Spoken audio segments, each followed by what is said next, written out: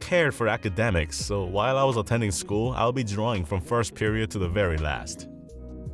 Most people assume he has a photographic memory, but when I asked him about it, he said he doesn't.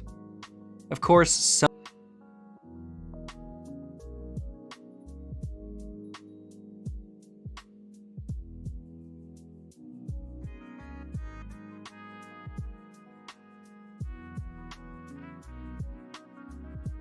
some part of it is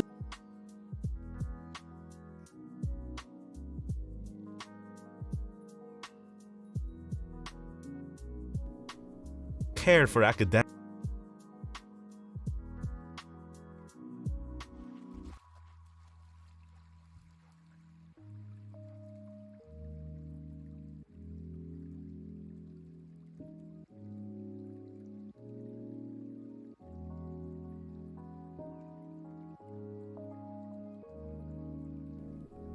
Cared for academics.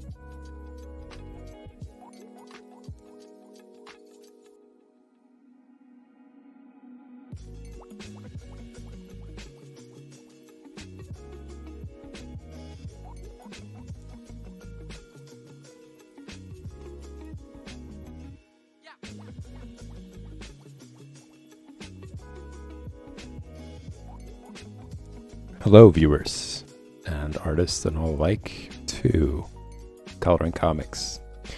This is going to be part 35. But right before I jump into it, I wanted to show you guys and actually do a little tribute to Kim Jung-ji. I was talking about him in a previous stream. Unfortunately, he passed away today out of nowhere. It was just so sudden. It's just a real mystery because he was 47 and it didn't seem like he had any health issues. He's a great artist. He's a Korean-based artist. I really did like his work. I think he was an exceptional illustrator and artist. He was very quick. Anyways, I'm not going to talk about it too much. I'm going to let you guys see it for yourselves, how great his work is and his entire process in this short video.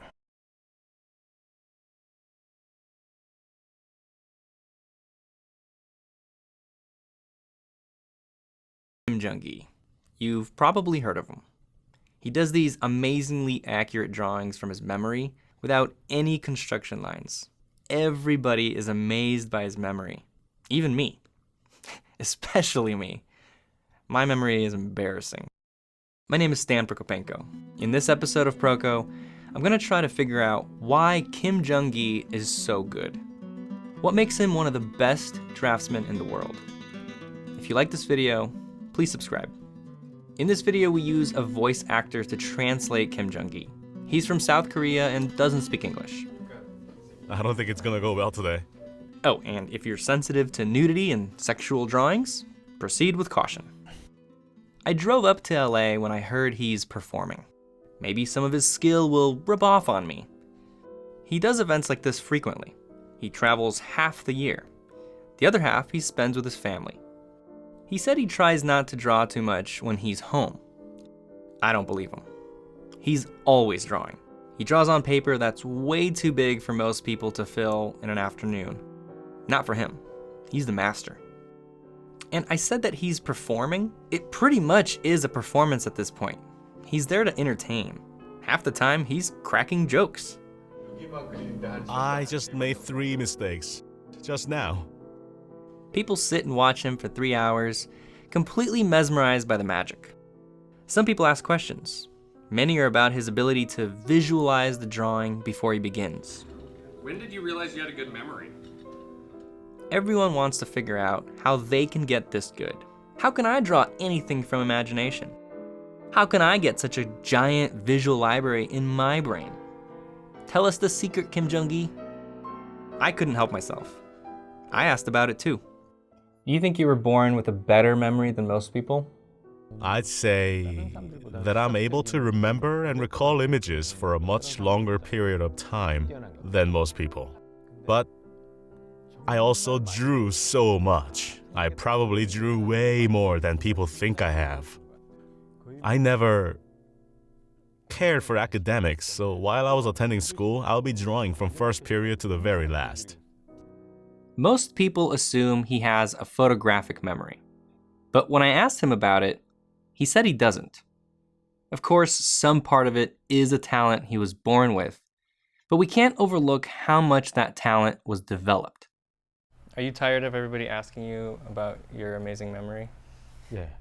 Yes, I wish they stopped asking me about that. Or about my brush pen.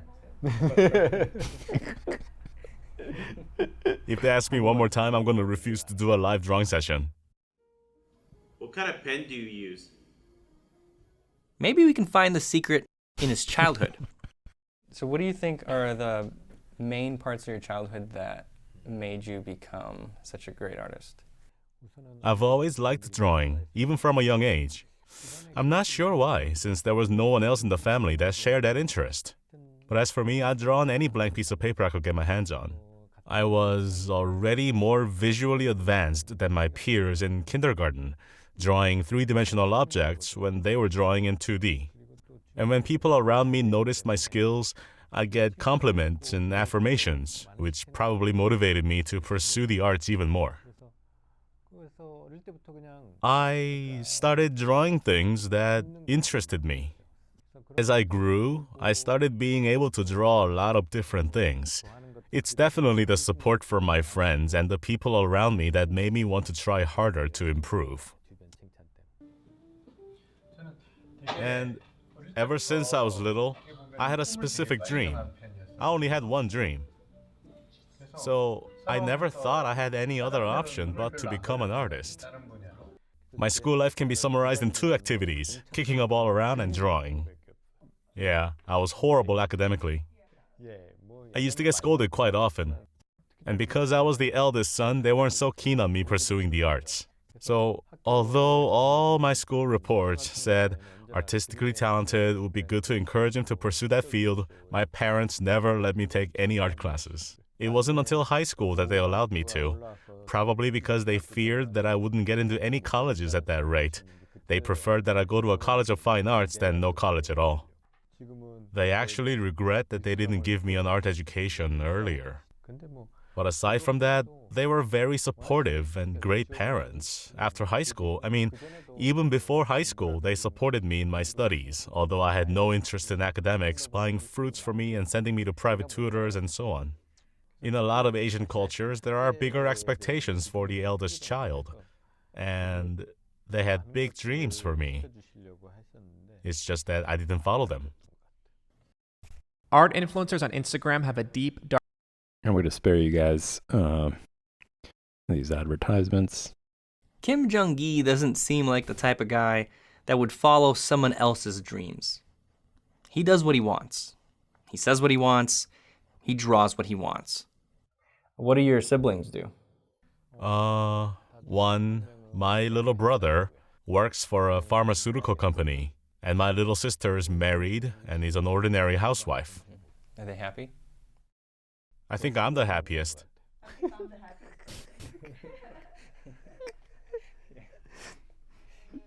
So what do you think about political correctness? I'm not a fan. I do try to be presentable, but I'm horrible at packaging myself up as something I'm not. Are there any drawings you've done that are so offensive that you had to cut them from your books? Yes, actually. I've been told that my drawings are misogynistic. And I've had people ask me why I draw genitalia. Well, I draw them because they're there. And when I was younger, I found erotic content very fun and interesting. Not to say that they don't interest me anymore. I still have a lot of naughty thoughts inside of me. I just have more people around me that keep me under control. My managers, my co-representative Kim Hyun-jin, my disciples and such. They tell me, stop drawing stuff like that. I used to draw whatever I wanted back when I wasn't famous, almost like thought vomiting. But since I now have a reputation to keep, I have limitations. That makes me a little sad. That makes me a little sad too. The guy wants to draw genitalia. Let him draw genitalia. They're his drawings. It's his art, his expression. He kinda had his last hurrah in 2015 with the release of Omphalos, a collection of the naughtiest of his naughty works. What does your wife think of it? She asks me, how old do you think you are to have so much naughty energy? Just think about it, you're the father of 2 children. Do your kids see those drawings? Yes, I don't really hide my drawings from my kids. When they want something to draw on, I give them my sketchbook, and sometimes it has erotic drawings in it. They seem fine, to me at least. My son just says, "Dad, you're a pervert."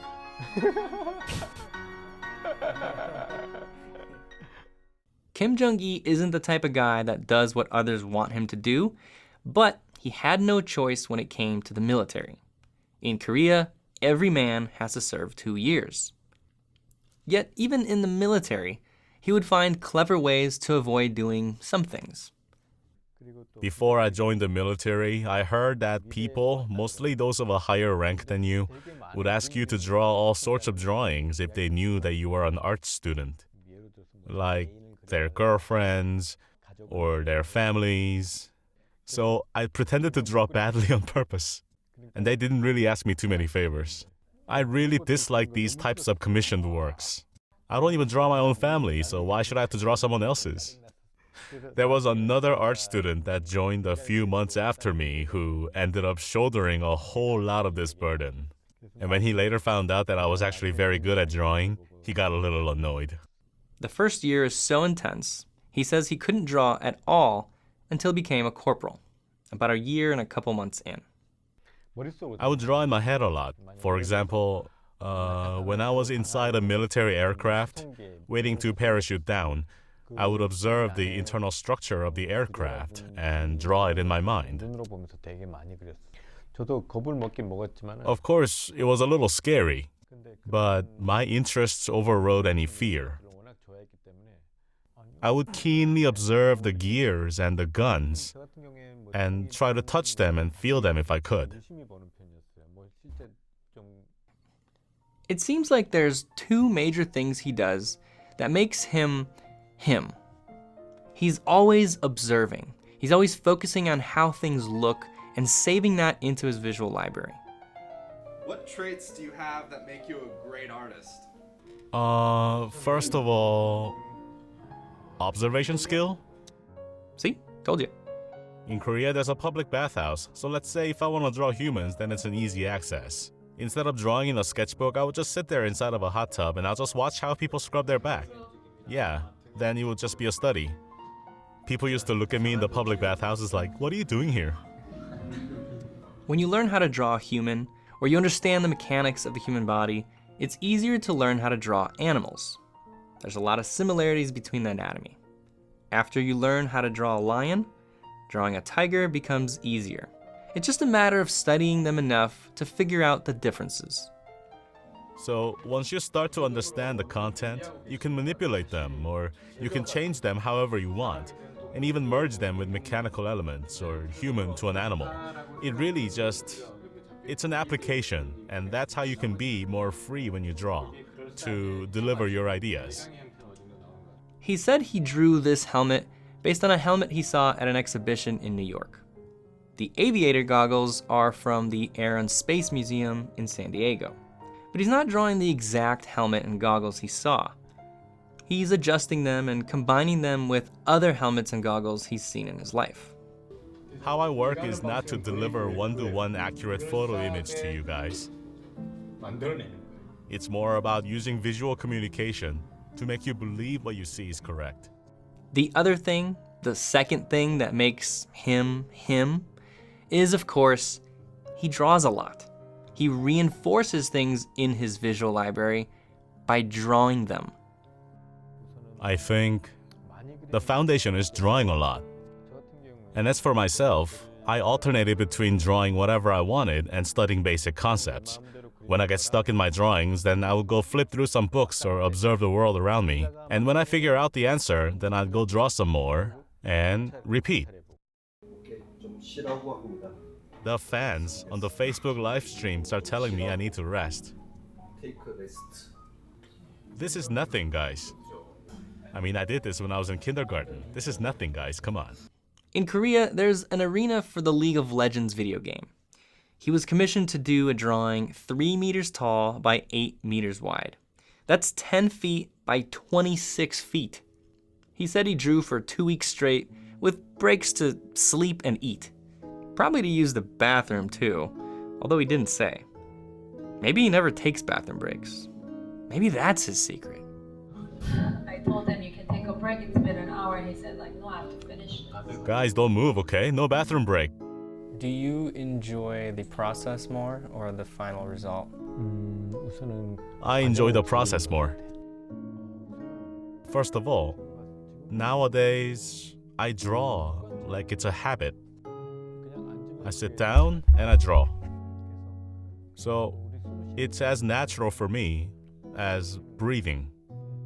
I'm not even thinking about what I'm drawing most of the time. If I can't think of anything to draw, I just draw a person first and keep adding to it.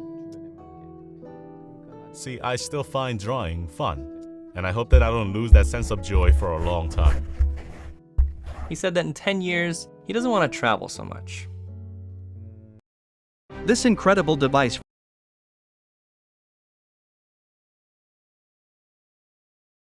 I hope to be a little more relaxed, and composed. I don't want to draw so much for the purpose of showing other people, but rather for my own sake. And I hope that I still have the joy for drawing that I have now. When he's not drawing for the show, he's in the back, drawing in books that people bought. Everybody that comes buys a book. So he does 30 plus drawings that day. And that's in addition to the one big one he spent 3 hours on. It really is like breathing to him. He even draws during our interview. He says that when he travels, he's always drawing to discourage people from asking him questions. I don't believe him. I think he looks for any excuse he can get to draw. Drawing is breathing. As long as he's breathing, he's happy. He's happy because he follows his gut. He does what he wants. He's happy because he gets to do what he loves all day. Thank you everyone for watching the last 3 hours.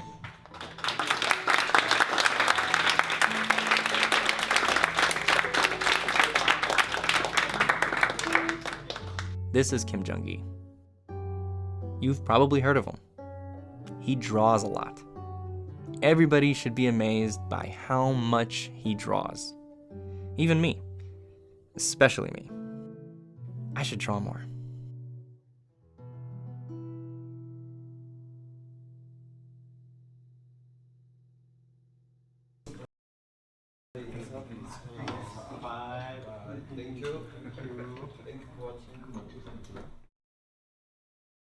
So that was it, ladies and gents. That was Kim Jung-gi.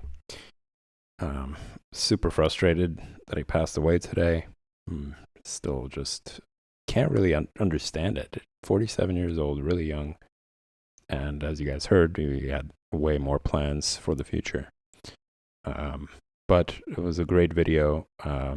Props to Proko, who created this and put it together. I encourage you guys to check out his channel and see what else he has on Kim Jung-gi. But you guys saw amazing artist, just literally breathes drawing. Like he could just sit down and from any point in the drawing can create an entire piece. But as you guys heard, it requires a lot of drawing. And that's really what it is. It's not just, of course he has certain predisposition to it. Maybe like he was born with a little bit more interest in it than others, but it's never too late for anybody, really. And that's what I firmly believe in. And also what he says as well is you just have to draw a lot. And it's not just this magical talent, it's not like it comes out of nowhere. He really spends a lot of time, despite maybe having predisposition to it and being a lot better at the beginning than anybody else. He just spends a lot of time drawing. And that's really what it takes, like dedication, spending that time and studying stuff as well. As you guys saw that he was talking about, he mentally draws. So when he's looking at something, he's really observing it, trying to capture it as much as possible and be like, if I was to draw it, how would I draw that? Where would I start? And just being very observant, being focused. You do have to be focused and thinking about this stuff in order to get further along and for it to really ingrain itself in your memory, or at least try to develop your memory to be as good as that. But yeah, it's just, hearing him talking about it is just affirmation that dedication, practicing, and diligence really go a long way. It's not just about having like the genes for it, or what people would say gift or whatever else. Like I don't believe that is the only way that you're able to get better, that the only way that you're going to enjoy drawing. I think it's kind of a toxic perspective, and I'm sure a lot of it comes from people just not understanding that or not realizing that. I'm sure a lot of it comes from family telling them that, and that's very influential always. So it's a combination of a lot of different things, but at the end of the day, it's false. It's false info. As I said, you guys can have like predisposition to it, but if you don't practice, if you don't draw, you're not going to get better. You might start out painting or drawing a lot better than most, but if whoever else is drawing and they didn't have that head start, and if they continue to draw, they'll get much better than somebody who started out great but hasn't really practiced since. And it's not about a competition. It's not about who's faster. Again, that's something that I tend to talk about very frequently. It has nothing to do about speed. It just has to do with determination to wanting to learn how to draw. And as you guys heard him say at the end, it's about the process. Like when the interviewer asked him, like, what do you like the most? Do you like the finished product, or do you like the process? And he says the process, without even second thought.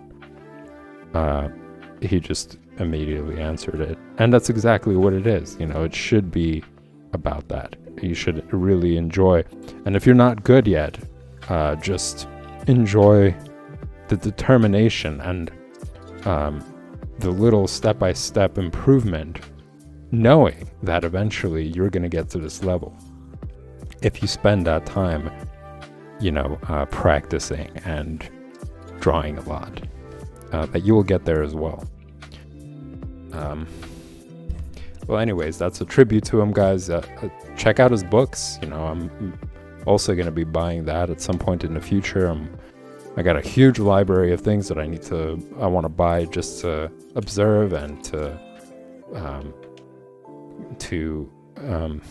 support as well. Support all the artists, support their art staying alive, and sharing it with other people, talking about them. So yeah, check out those books. And I am gonna switch over to today's stream.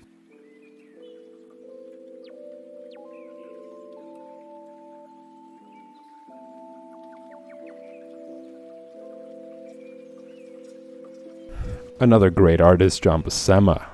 What you guys are looking at over here, this is Jung Buscema's work. This is Conan the Barbarian. He is an illustrator that dates back to the 1960s, even earlier than that, of course, 1940s, 50s, 60s, 70s. If you guys missed the first episode of the Art Lounge Alley, you guys can check that out by heading over into the video section on Twitch and filtering based on collection, and you will see folders. In one of those folders, which is going to be drawing comics, not coloring comics, but drawing comics folder, you will see the first episode, which I show you guys a 5-minute reel talking about who Jung Buscema is. I made this short. I didn't see that many videos about him. I didn't see that much. So I decided to put some things together, create this short 5-minute film flick for you guys to get a better idea. You get to see some beautiful work, some lost art, lost illustrations that I was able to dig up, and just give you guys a scope of how much he contributed to the Marvel Universe. Actually, at the beginning, he played a very important role because he drew pretty much every single Marvel title, along with 200 issues of Conan the Barbarian. So this is another artist who pretty much followed that same model. He would eat, sleep, and breathe drawing. He was drawing all the time, and you'll see it in that flick. His brother Sal Buscema talks about exactly that. How if you saw him, he's always drawing something. That's the level of dedication. That's how much they really like the process, and what allowed them to really excel. It's that devotion. Not just to become a great artist, but to draw a lot and really like it, and to to create ideas that they have in their head, or just draw, not even about any of those things, not to create ideas, not to become great artists, but just sitting and enjoying the process, studying things, making them come alive from nothing, blank piece of paper into something cool like that.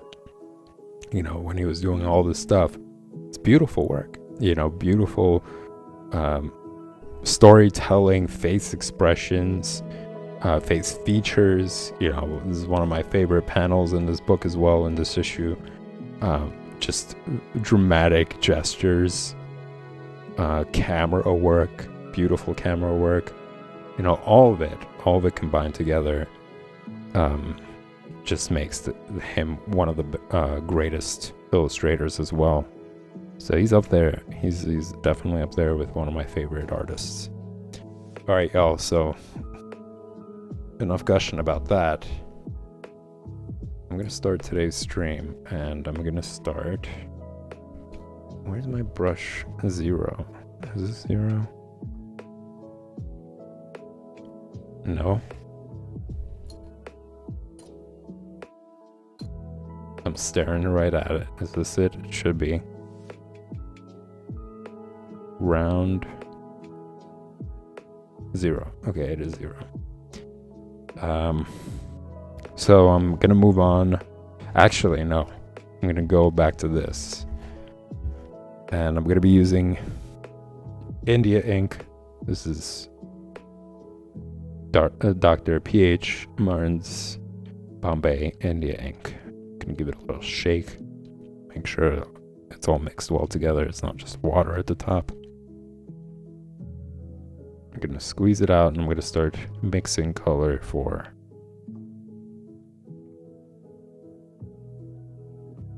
the face.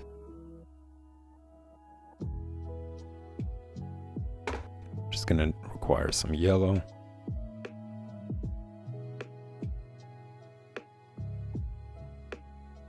Kind of nervous doing it over the comic book. Don't want something weird to happen and then splash all over it.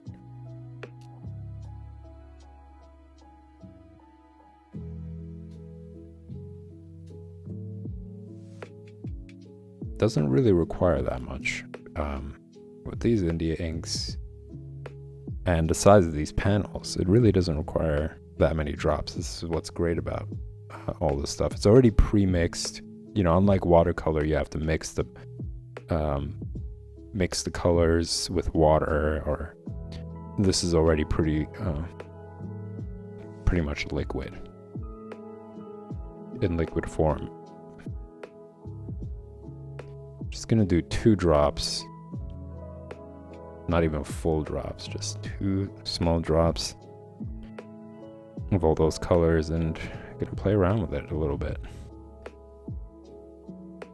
It's quick drying. This is another benefit of India inks that I didn't think would actually be a benefit.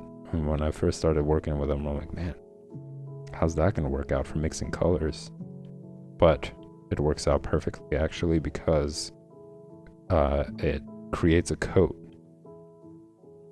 for whatever it is I'm doing. So that way the paper doesn't end up warping. And that's a huge plus, because if you guys were part of the stream in the beginning when I was doing watercolor, I was playing around with watercolor.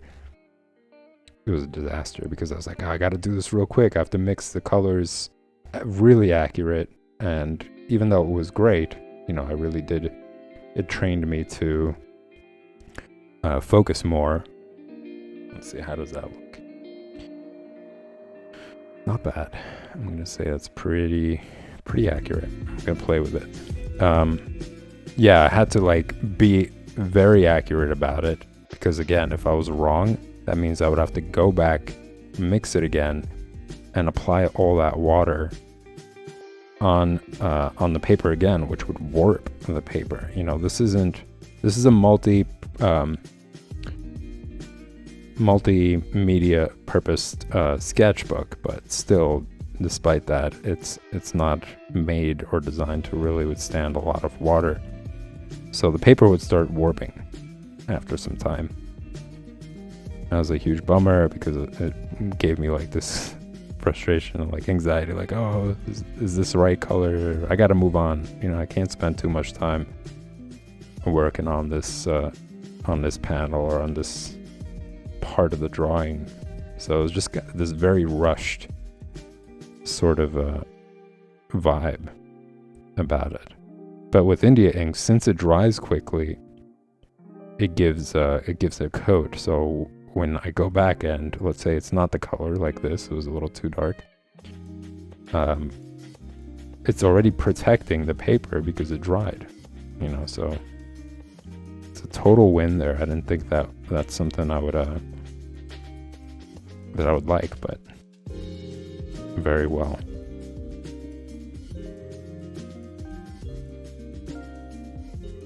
Does a great job. Very happy with this purchase. And I could see why it's used in the industry.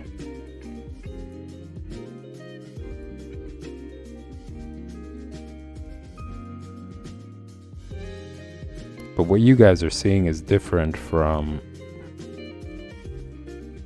well, like, to some degree, it's different from what it was actually like. Because what it was actually like was more manual. Like, you would probably see something like this, but they would do it on acetate paper. And then they would send it over to the print facility, and they would print it the same way they would print newspapers. So a lot of the colors were just based on, they were dots, basically. And that's why you have this, like, iconic comic book look, right? When you look at old school comics, you see, like, a bunch of the dots. Sometimes they're, like, really big, sometimes they're small. But that's what they would do is, probably for the same reason as what I'm talking about now, is that the papers cannot withstand that kind of ink on it. Especially newspaper print. It's so thin. And this is what this is. This is newspaper print. This is why you're seeing this paper yellowing. Like, look at this paper and look at that. You see how yellow that is? It just ages. It doesn't withstand the test of time, really. So they had to just do it a different way, where they just combine these dots, basically. It's like, I want to say it's like stamps, right? If you're using a stamp, it's a lot less ink than if you were to use a brush full of paint and full of liquid. So it's like they're basically stamping these little dots all over. And if you guys ever looked at, like, pointillism, it's a type of painting, oil painting. That's what it is. All these dots combined together at a distance create an image and also create a mix in color. So your eye basically just kind of plays a trick on your eye, where the further you go, the more these dots blend together in your eye, and you see, let's say, a gray color, or you see a red color. And I talk about this more actually in the first episode of Coloring Comics, which for those of you who are just tuning in, to get access to that, you go to the video section in the Twitch channel. You head over to the video section, you filter based on collection. You filter the videos based on collection, and you'll see folders there. You'll see a folder for each stream. There's also a highlights folder, which I'm pretty sure I uploaded to that as well.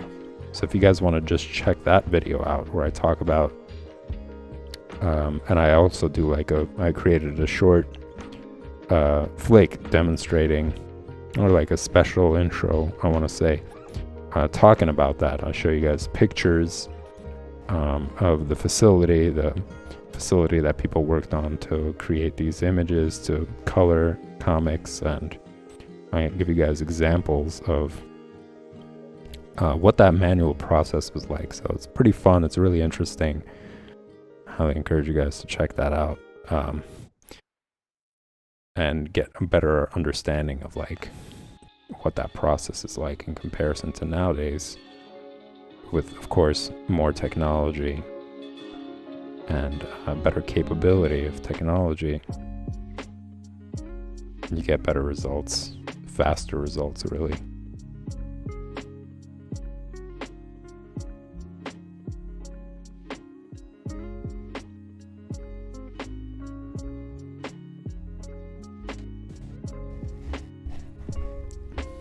gonna have to really be careful with this one because there are very minute details here. I still haven't really experimented much with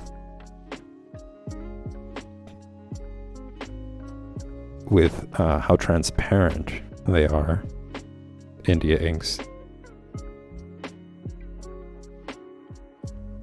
I could actually mix them with water, to add that transparency. I just don't want to. I probably should be more bold and experiment, because how else? How else am I gonna learn and see what that's like if it really is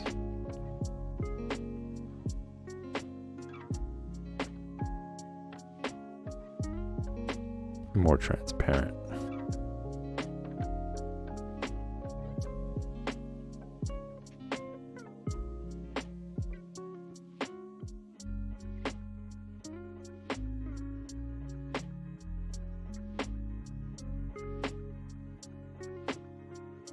And also because it dries quickly, I'm able to do gradations more. So once the layer underneath dries, I move on to the next layer, and it's not mixing the colors. It's so dry that I'm just able to apply a new layer on top of it.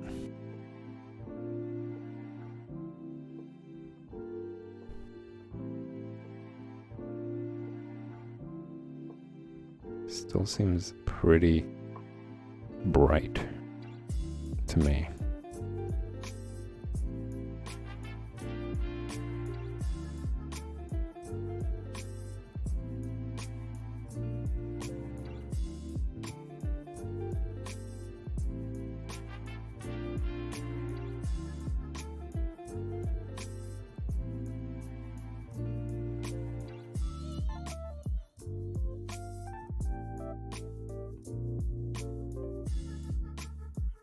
Another good thing is that, for example, here I'm making some mistakes. And again, because it dries so quickly, I'm going to be able to come back and correct those mistakes with some black ink. So, and this is a perfect example. Look how quickly it dried. It just worked on this arm.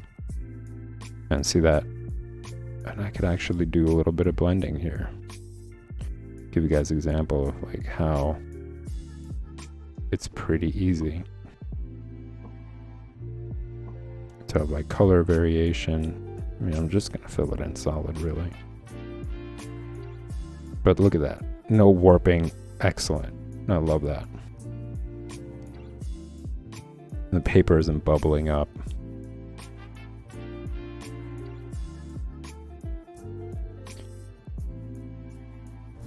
So that's not bad. It looks pretty accurate to the original.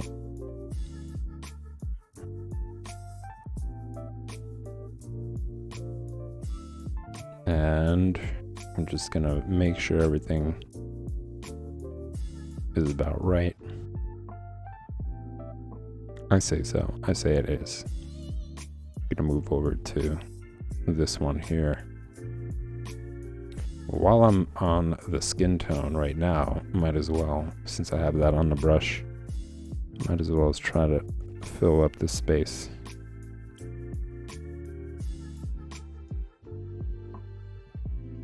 Very careful to like retain detail here, because it's even more fine. It's going to be very difficult to go over.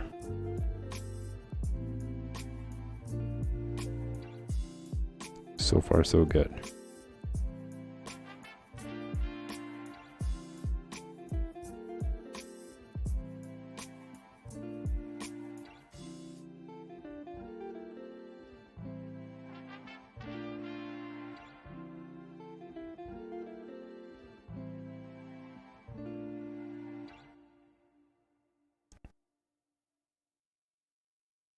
wondering if I should just do the color everywhere. Like, do all the faces. Kind of work on the entire page. Why not? Let's do that. I'm going to squeeze a little bit of water. I got this bottle here, which is excellent. It has this little, this used to be like dish soap in here, and I just said, why not? Why not use it specifically for that? I'd say it gives me the opportunity to just squeeze just enough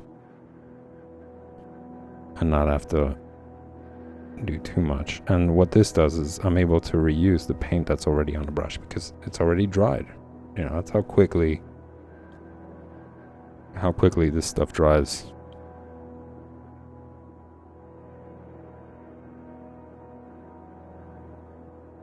And a little bit of water actually might go a long way with these India inks.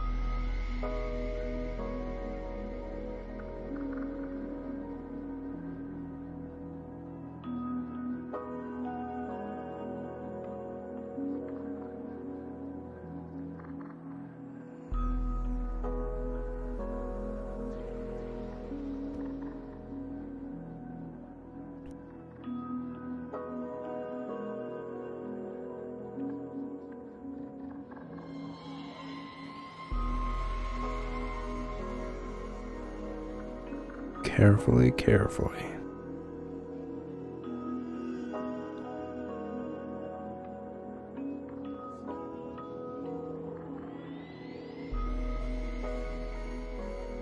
It also makes the India inks more transparent, so a little bit of water does some good. Multiple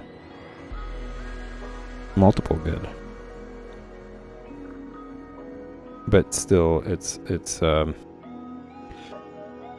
still making the colors kind of, or the lines, dark lines, kind of milky, which I don't like.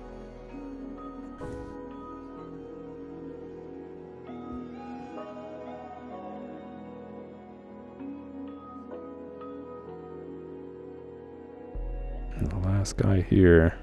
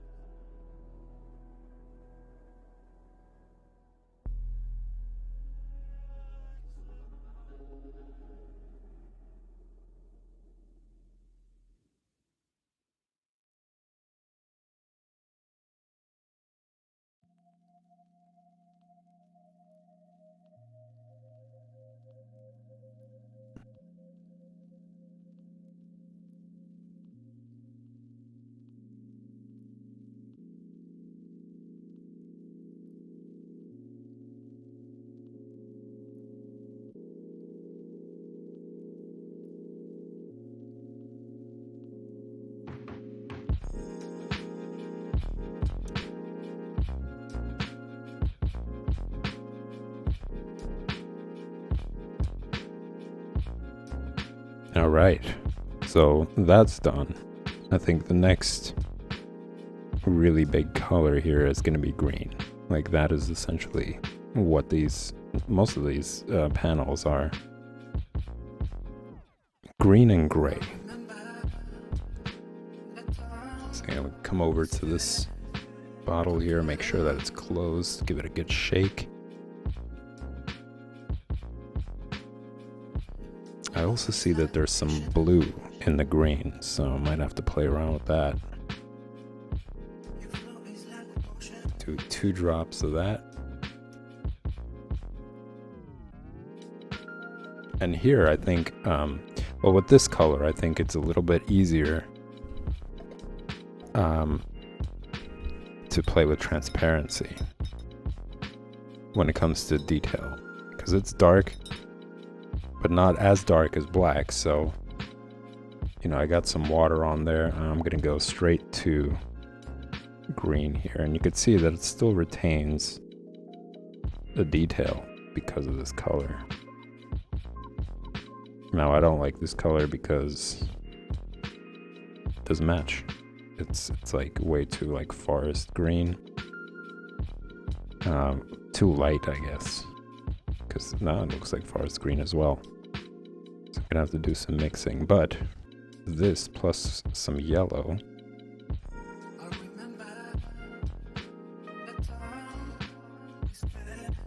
and some white.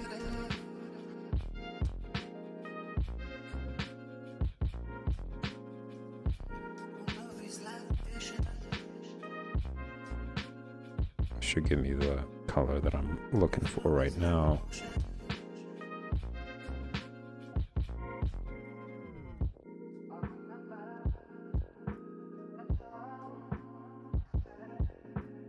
Let's see, how does that look? Nope. Still needs more yellow.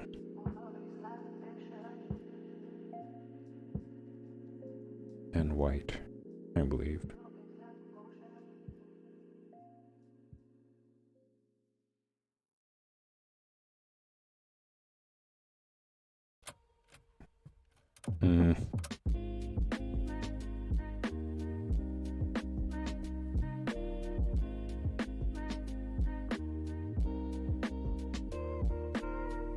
No, this needs more white.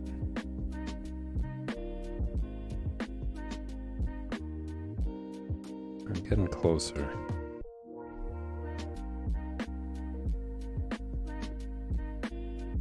But yeah, as you guys notice, it's covering up some of these dark lines.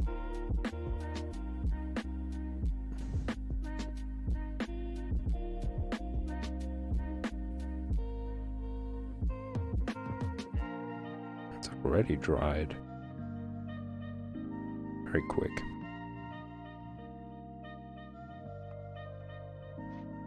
Still don't think that's the right color, to be honest. Seems like there's like a little bit of brown there.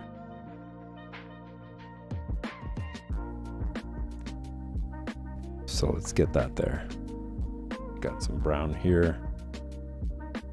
Give it a good shake. Squeeze out a drop or two.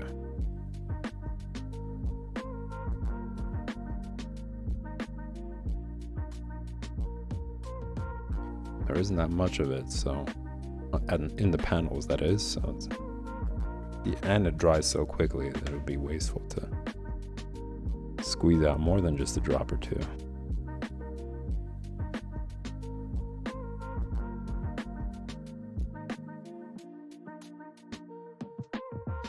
How's that?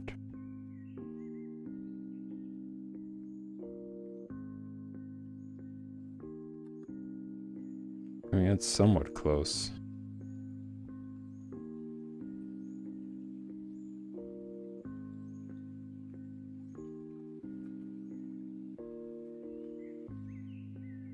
Say it's closer than what I was going for before.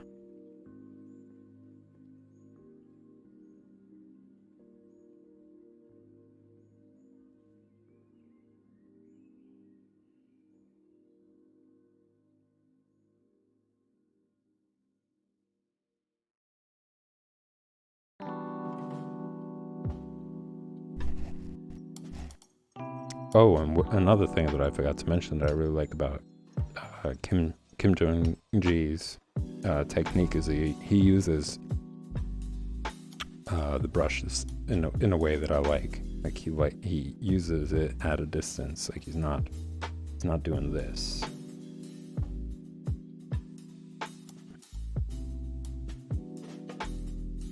I did notice that John Buscema does that, so it's not terrible. It's not bad. I mean, obviously, one of the most amazing artists is able to create such great work with that technique. But I personally just really like how it feels to do it at a distance. You know, not holding it all the way at the tip. Like, this seems way more enjoyable to me. And I really like being able to just see the entire image as I'm working on it.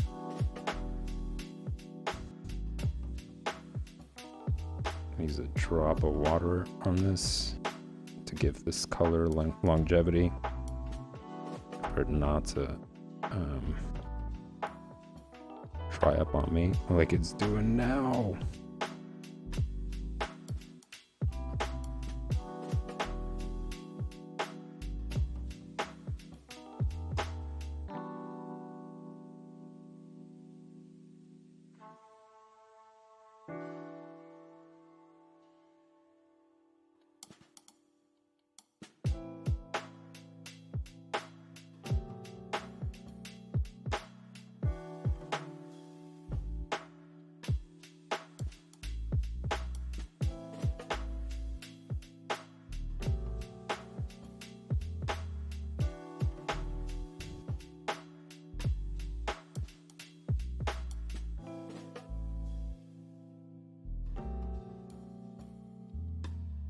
Can't quite figure this color out. It looks right, but it doesn't. I don't know, maybe if once I fix this, and of course I could always go back, it's gonna dry out by then. By the time I fix this, all this is gonna be dry. And I could do a new coat with the right color.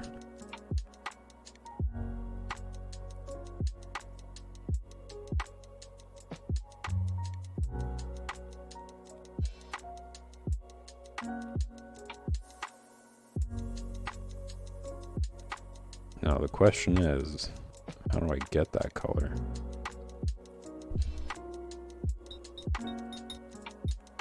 I'm gonna try some green and black. So I'm gonna squeeze some black on there. Give it a good shake.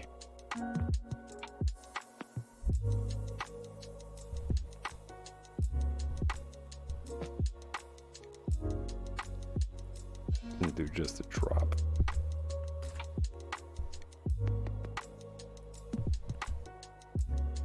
It's important to clean out the brush, not to get the colors muddy, so some black, some green.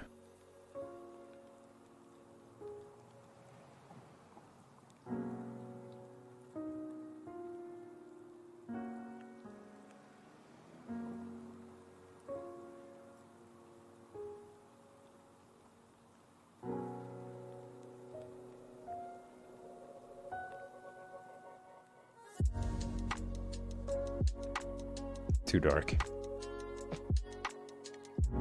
Way too dark.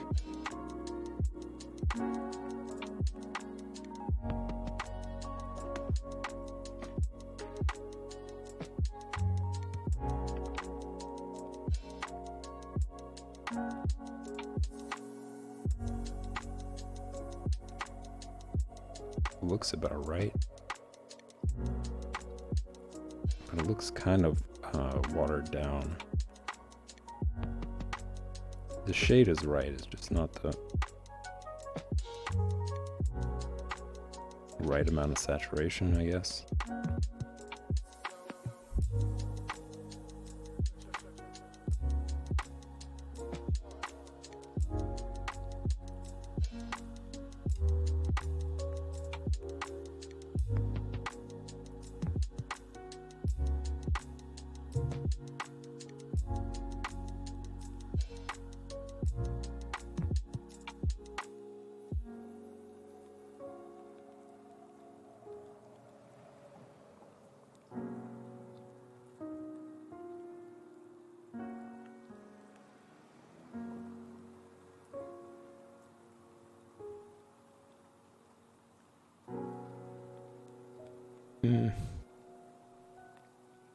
somewhere in between these two.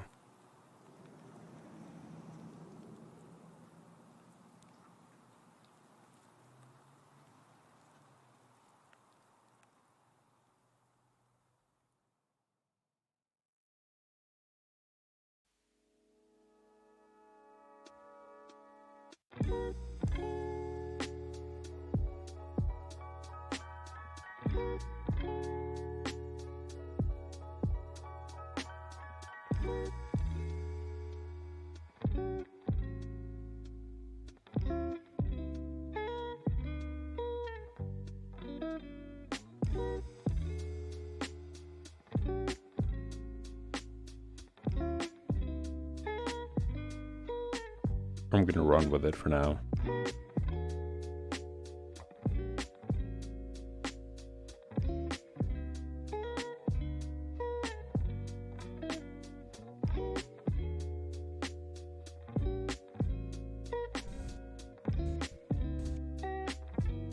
And now moving on to these dudes.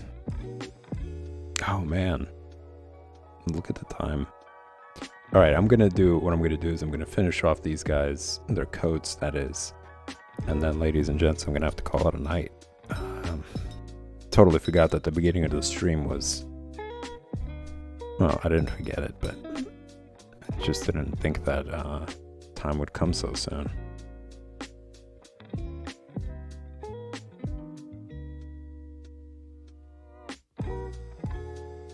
So it's like a greenish, it's more of a yellow green. That's about right. Maybe a little too bright there.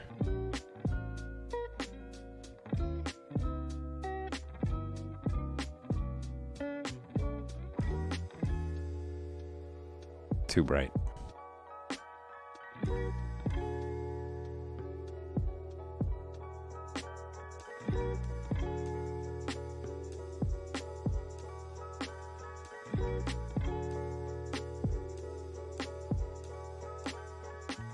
Oh.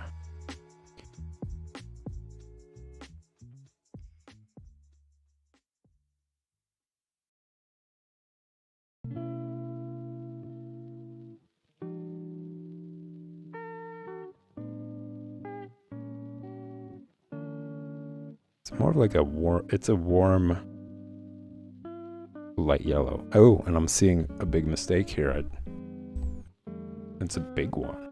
Like, that is huge. Right here, that's his chest. How'd I miss that?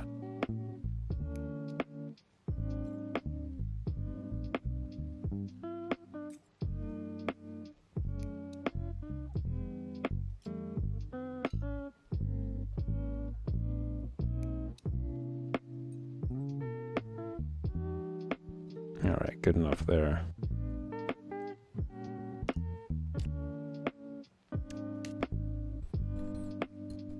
And... how do I get that? Should I just like dip a little red in there?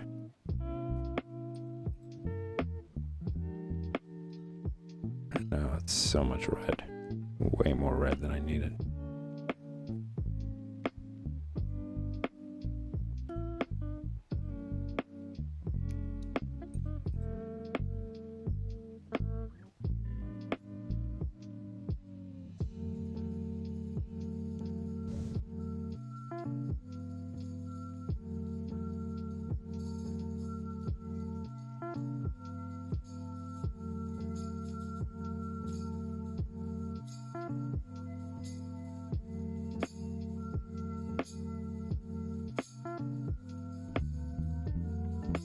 Closer. It's closer than what I had before. It's a little bit more golden than the actual color.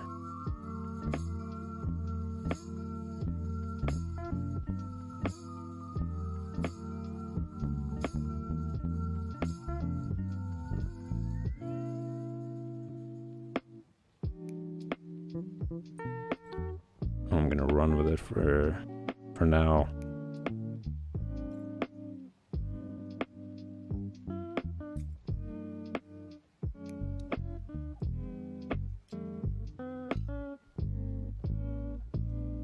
Man, do I hate time.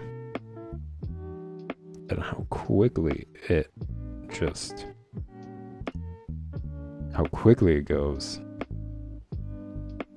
Like, this did not feel like an hour at all whatsoever. And the previous stream didn't even feel like an hour. And I had no intros then.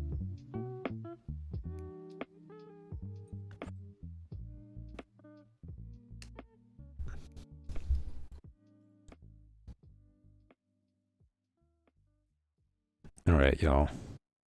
This is pretty much it. Thanks for tuning in, everybody. This is a blast, as always. I hope you guys enjoyed that little preview at the beginning. I definitely did. Still pretty bummed out about it. You know, really wish to see more of his work, you know, see where else he was going to go with his amazingly developed skill.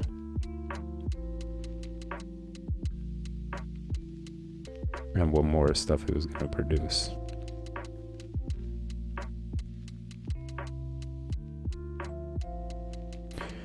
But yeah, I will be back tomorrow, same time and place, 8 p.m. Eastern Standard Time, for more figure drawing basics at 8 p.m. And 9 p.m. It's going to be the project stream. So I'm going to continue working for developing the previous project that you guys saw. If you guys haven't seen it, you will tomorrow. I'm pretty excited about it. It's moving along. Some interesting development on there. So yeah, tune in then. That's going to be at 9 p.m. Eastern Standard Time, right here at the Art Lounge Alley. I'll see you guys tomorrow.